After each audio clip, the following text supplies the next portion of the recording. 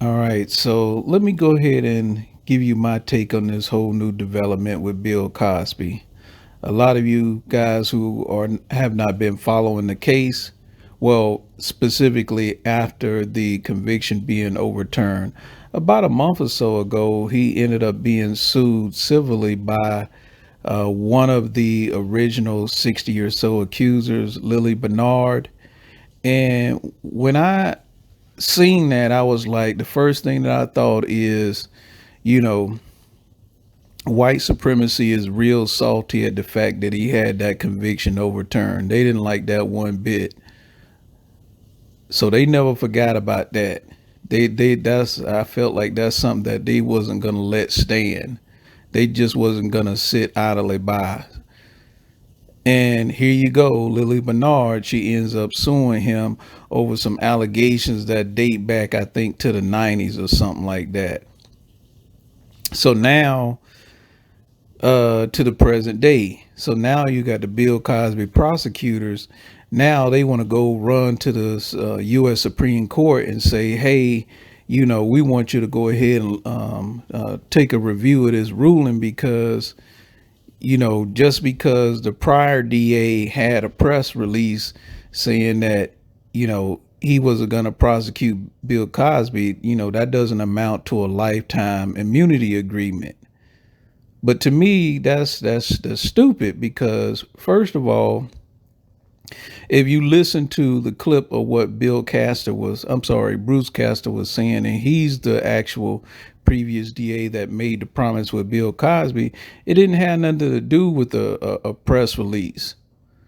Basically, it boils down to Bill Cosby's constitutional Fifth Amendment rights to self-incrimination was violated. That's the bottom line because waiving his Fifth Amendment rights was a precondition in order for him to testify at the civil deposition. You know what I'm saying? So once he sat down and he testified, that was the end of it. That was part of the promise. So you can't come back 10 years later as a new DA and say, you know what, we're not going to honor that promise. Forget that.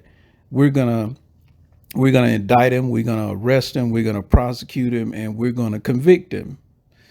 So once you did that, that's what violated his constitutional rights. And that was the biggest reason as to why the Pennsylvania Supreme Court overturned the conviction, because you can't do that.